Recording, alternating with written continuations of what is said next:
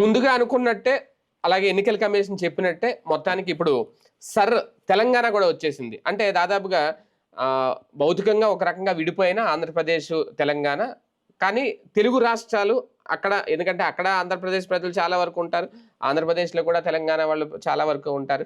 కాబట్టి ఖచ్చితంగా అక్కడ ఏం జరిగినా ఎఫెక్ట్ అయితే ఇక్కడ ఉంటుంది, ఇక్కడ ఏం జరిగినా అక్కడ ఉంటుంది. అయితే ఈ అనేది ఇప్పుడు తెలంగాణలో కూడా మొదలు కాబోతోంది. దాదాపు ప్రతి 930 మంది ఓటర్లకి ఒక బిఎల్ఓని, అలాగే వాళ్ళ జీతాలు కూడా పెంచారట. బిఎల్ఓల బాధ్యతలు కూడా చెప్పారు నిన్న ఎన్నికల కమిషన్. ఓవరాల్గా చూసుకుంటే ఇప్పుడు తెలంగాణలో ఇప్పుడు అంటే భారతీయ జనతా పార్టీకి కాంగ్రెస్కి మధ్య ఇప్పుడు వారాలు నడిచినాయి. కానీ ఇక్కడ మాత్రం మన తెలుగు రాష్ట్రాలు వచ్చేసరికి స్థానికంగా ఉన్న ప్రాంతీయ పార్టీల మధ్య ఎంతవరకు ఈ అనేది ఎఫెక్ట్ చూపిస్తుంది, ఎవరికి ప్రయోజనం, ఎవరికి నష్టం, ఎవరికి లాభం అనేది ఖచ్చితంగా ఒక చర్చ అయితే నడుస్తుంది. దీని మీదే చర్చించే ప్రయత్నం చేద్దాం. సార్, బీహార్లో జరగడం, లేదంటే పశ్చిమ బెంగాల్లో జరగడం, లేదంటే ఇంకో చోట దాదాపు 12 రాష్ట్రాల్లో నడుస్తుందట ఈ ఓవరాల్గా. అవన్నీ ఒక ఎత్తు అయితే, తెలంగాణలో కానీ మన తెలుగు రాష్ట్రాల్లో రేపొద్దున భవిష్యత్తులో ఆంధ్రప్రదేశ్లో కానీ జరగడం చాలా డిఫరెంట్. రేపొద్దున్న ఈ ఎఫెక్ట్ 2 రాష్ట్రాల మీద, అది కూడా లోకల్గా మన ప్రాంతీయ పార్టీల మీద ఎక్కువ కనిపించే అవకాశం ఉంటుందా? ఎత్తు లేదు, పల్లం లేదండి. ఆంధ్ర తెలంగాణలో వచ్చే కన్ఫ్యూషన్ డిఫరెంట్. ఇప్పుడు సర్లో తీసేటటువంటిది ఒక పాయింట్ చచ్చిపోయిన వాళ్ళ ఓట్లు. ఇప్పుడు మా నాన్నగారు చనిపోయారు, అమ్మగారు చనిపోయారు, మా అత్తగారు చనిపోయారు, వాళ్ళ ఓట్లు ఉన్నాయి. నేను వెళ్ళి అక్కడ లిస్టులో లైన్లో కూర్చుని తీయమని చెప్పి అడగను. ఇప్పుడు సర్లో వాళ్ళే తీసేస్తారు అక్కడ, లేకపోతే కదా. అది సింపుల్.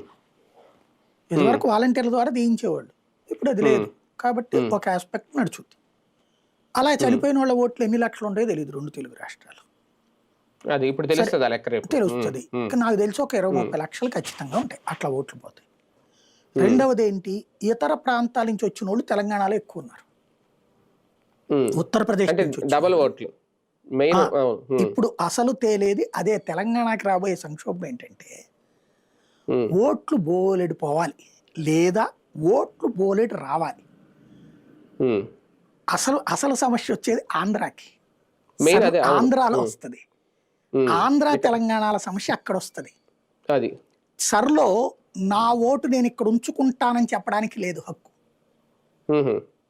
నా ఓటు నేను ఇక్కడ ఉంచుకుంటాను, నేను పుట్టింది ఆంధ్రాలో కాబట్టి నా ఓటు ఆంధ్రాలో ఉంచుకుంటానని అంటానికి లేదు.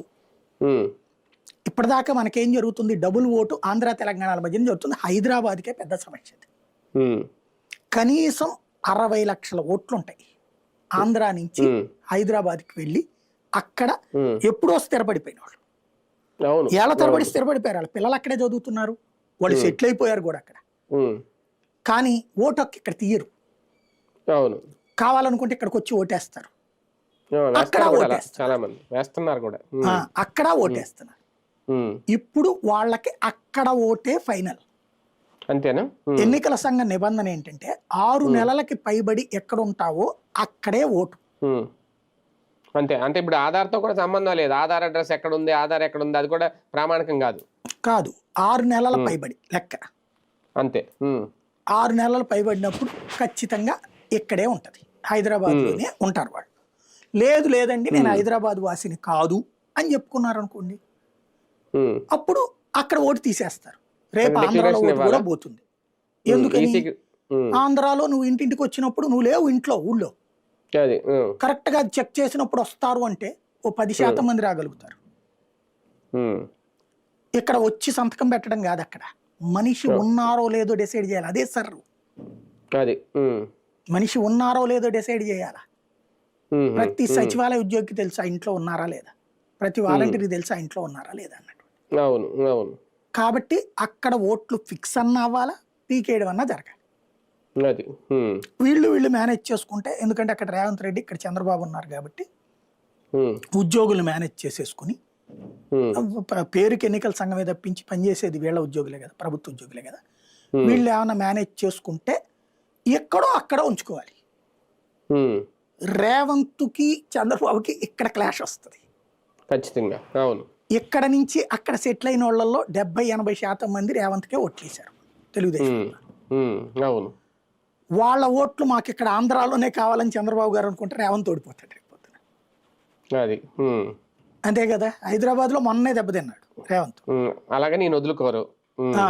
ఇప్పుడు లేదులే మా రేవంత్ బాగుపడితే చాలు నాకెందుకు లేని వదులుకుంటారు. ఈయన వదులుకుంటే ఈయన పదవి వదులుకోవాలి రేపు. అది కానీ అక్కడ సర్ ప్రకారం ఇక్కడ ఓటు ఉంచాలి అక్కడ ఓటు ఉంచాలి అనేది ఎన్నికల సంఘం లెక్క అంటే ప్రకారం అయితే అక్కడ ప్రభుత్వాలు ఓటే ఉంచాలి. ప్రభుత్వాలు తలుచుకున్న బిఎల్ఓలో లేదంటే అధికారులు వీళ్ళ వాళ్ళైనా అక్కడో ఎక్కడో ఉంచగలరు కానీ అక్కడ ఇక్కడ రెండు రెండు చోట్ల చోట్ల ఉంచడం ఉంచలేరా? కుదరదు. రెండు చోట్ల అదే ఉంచడం అంటున్నా. కుదరదు. ఓకే. అది పెద్ద సమస్య అన్నమాట. అవి ఇప్పుడు తెలంగాణ తప్పించి తెలంగాణకి పెద్ద సమస్య ఏం లేదు. రెండవది హైదరాబాద్ లో ఉన్నది పాత బస్తీ, అక్కడ వీళ్ళు ఎంతవరకు సక్సెస్ఫుల్ చేస్తారో తెలియదు. ఎందుకయ్యా అంటే అక్కడ కరెంటు బిల్లులే కట్టరు, పన్నులే కట్టరు చాలా మంది. వెళ్తే కొట్టిన సంఘటనలు ఎన్ని ఉన్నాయి అక్కడ. ఓవైసీ గ్రూప్ దిగిపోతుంది రంగంలోకి. ఇంకోటి ఆ సరికి సంబంధించి ఆ మనిషి కనబడాలా, కనబడ్డప్పుడు ఫేస్ చూపించమంటే మేము బురకా చూపించమంటే ఎట్లాగా అక్కడ మహిళా ఉద్యోగుల్ని పెడతారు అక్కడ, పెట్టి చేయించాలి. చేయించకపోతే రచ్చరచ్చ చేస్తారు. అది కూడా ముస్లిం మహిళా ఉద్యోగినే పెట్టాలా, పెడితే వాళ్ళని కన్విన్స్ చేసేస్తే కానిచ్చేయండి, ఎలా నడుస్తుంది ఇక్కడ. కాబట్టి చాలా గందరగోళాలు ఉన్నాయి వీటిట్లలో. నార్త్ ఇండియాలో జరిగినట్టు కాదు తెలంగాణలో. సార్ ఒకటి ఓకే, ఇప్పుడు తెలంగాణలో సార్ మొదలు పెడుతున్నారు కాబట్టి ఇప్పుడు మన పశ్చిమ బెంగాల్ ఇలాగే ఎక్కడైతే ఇప్పుడు నిన్న అస్సాంలో కూడా ఆయన ప్రస్తావించారు మోడీ బంగ్లాదేశీయులకి ఎక్కువ ఇక్కడ ఆశ్రమం కల్పించారని. మనకు హైదరాబాద్ కానీ తెలంగాణ కానీ ముస్లింలు ఈ ఏరియా ఇదంతా ఉంది కానీ అక్కడ కూడా ఇలా అక్రమంగా బంగ్లాదేశ్ నుంచో ఇంకో చోట నుంచి ఇంకో రాష్ట్రాల నుంచి వచ్చిన అక్రమ వలసదారులు ఉంటారా? ఇప్పుడు వాళ్ళని కూడా ఏరివేసే కార్యక్రమం ఇది సీరియస్ గా ఉంటారు. అంటే ఏరివేసే కార్యక్రమం కాదండి, ఇక్కడ బేసిక్ గా డూప్లికేట్ ఓటింగ్ పోతుంది.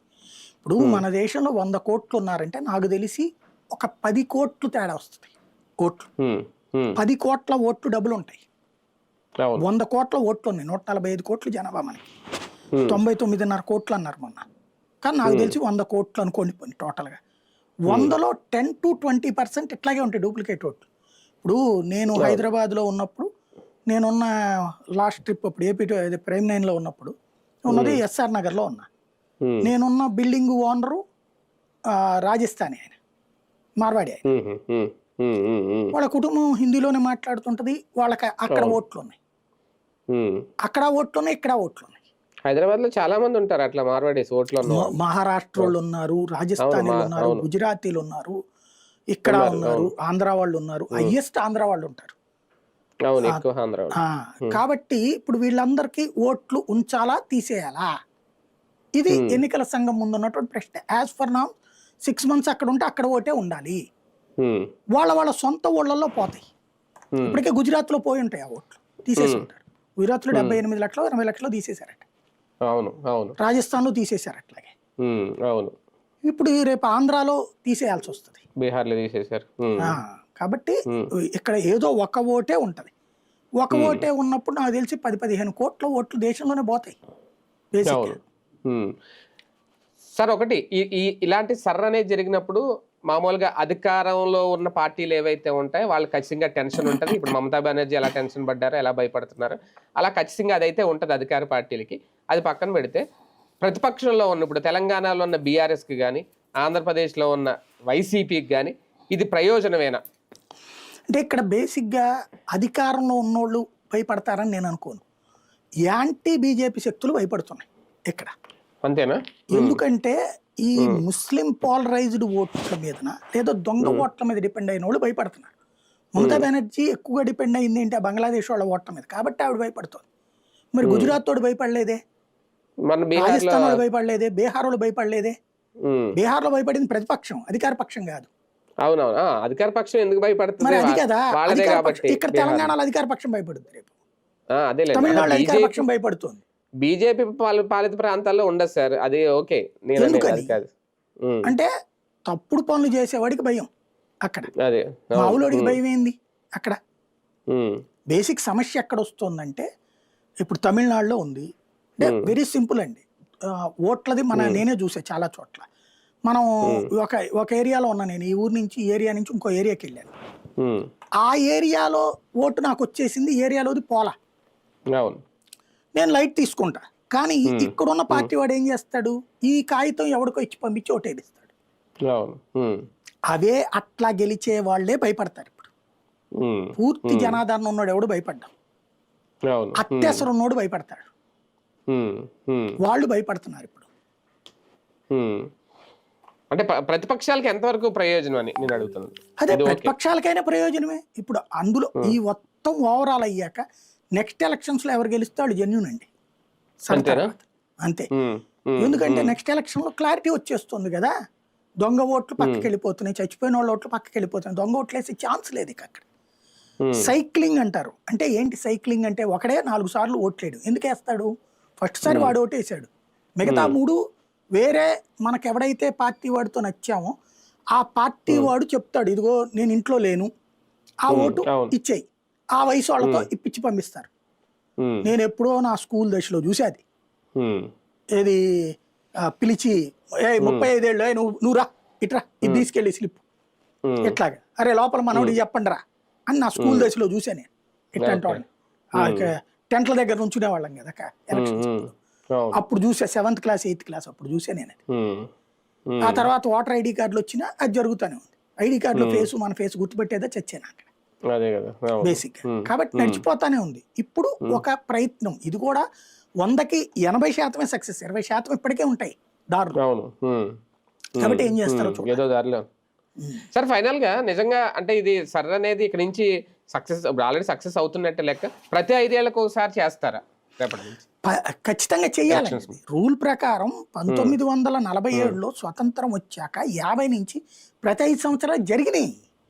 కానీ కాంగ్రెస్ గవర్నమెంట్ మన్మోహన్ సింగ్ వచ్చిన తర్వాత నుంచి చేయలే. అదే అవును. వాజ్పేయి టైంలో కూడా జరిగింది సర్, అవును. తర్వాత నుంచి జరగలే. కాకపోతే ఆ పేరు చెప్పి హడావిడి లేదు, కూల్ గా నడిచిపోయేది అంతకుముందు. ఇప్పుడు ఆ తర్వాత బద్ధకం వచ్చింది, ఇప్పుడు చేయిస్తున్నారు అంతే తేడా. ఒకవేళ రేపు పొద్దున పొరపాటుని కాంగ్రెస్ పార్టీ కనుక ప్రభుత్వ అధికారంలోకి వస్తే మళ్ళీ సర్ర అన్ని పక్కన పెడతారేమో. పెట్టకూడదు లెక్క ప్రకారం, ఎవరైనా చేయాలి. ఇప్పుడు వీళ్ళు ఏం చేయాలి? కాంగ్రెస్ వాళ్ళు తెలివైన వాళ్ళు అయితే ఇంతకుముందు వాళ్ళు వాడారండి. ఈ దఫా అది బీజేపీకి వచ్చింది అస్త్రం. ఏంటంటే కాంగ్రెస్ 2009లో అధికారంలో ఉంది, సెంటర్లో స్టేట్లో కూడా. ఏం చేసింది? నియోజకవర్గాల పునర్విభజనలో వాళ్ళ గేమ్ నడిపారు. ఫర్ ఎగ్జాంపుల్ ఆంధ్రప్రదేశ్లో మీకు తెలుసు పత్తిపాడు ఒకప్పుడు తెలుగుదేశానికి కంచుకోట, ఎప్పుడు వాళ్ళే గెలుస్తుంటారు. కమ్మ సామాజిక వర్గం బలమైనటువంటి ఏరియా. బట్ ఓట్ల పరంగా అది ఎస్సీలు ఎక్కువ ఉంటారు. అది ఎస్సీ నియోజకవర్గం చేసేసాడు రాజశేఖర రెడ్డి. సెంటర్లో వీళ్ళే, అక్కడ వీళ్ళే అయ్యేటప్పటికి. నందిగామ ఎప్పుడు దేవినేని రమణ, ఆ తర్వాత వాళ్ళే గెలుస్తున్నది, దాన్ని ఎస్సీ చేసేసాడు. అట్లాగా బలమైనటువంటి సీట్లని, తెలుగుదేశానికి బలమైన సీట్లని అట్లా చేసేసాడు. అట్లాగే బీజేపీకి బలమైన సీట్లను రాజశేఖర రెడ్డి తీసుకెళ్లి ఎంఐఎం కప్పచెప్పాడు. 7 అసెంబ్లీ సీట్లు, 1 ఎంపీ సీటు శాశ్వతంగా గెలిచేలా చేసింది రాజశేఖర రెడ్డి అక్కడ. ఇప్పుడు వీళ్ళ చేతిలో ఉంది, కానీ అక్కడేమో రేవంత్ వచ్చి ఉన్నాడు కాబట్టి మళ్ళీ ఎంఐఎం కాస్త గిఫ్ట్ ఇస్తాడు అతను. కాంగ్రెస్ ఉంది కాబట్టి. నియోజకవర్గాల పునర్విభజన సందర్భంలో రాష్ట్రంలో అధికారంలో ఉన్నటువంటి వాడికి ఒక బెనిఫిట్ ఉంటుంది. కేంద్రంలో రాష్ట్రంలో 2 చోట్ల అధికారంలో ఉంటే, ఇప్పుడు ఆంధ్రలో రేపు జగన్కి అది పెద్ద థ్రెట్. పులివెందులు రేపు మహిళా రిజర్వేషన్ చేశాడు అనుకోండి, ఏం చేస్తారు ఆయన? కుప్పంని చేయరు. అట్లుంటాయి అన్నమాట వ్యవహారాలు. అదే కదా. Right right. చూద్దాం. మొత్తానికి ఈ సర్ర అయితే ఇప్పుడు తెలంగాణలో కూడా మొదలైపోబోతోంది. తర్వాత ఇంకా అన్ని రాష్ట్రాల్లో మొత్తం అయితే సర్ర అయితే జరుగుతుంది. దీనివల్ల రాజకీయంగా స్థానికంగా ఉన్న ప్రాంతీయ పార్టీలకి ఎంతవరకు నష్టం, ఎంతవరకు ప్రయోజనం చేకూరిస్తే, నీతిగా నిజాయితీగా ఈ సర్ తర్వాత ఇప్పుడు అన్ని చోట్ల ఎన్నికలు జరుగుతున్నాయని ప్రజలు ఎంతవరకు నమ్ముతారు? ఇవన్నీ వేచి చూడాల్సిన అంశాలు.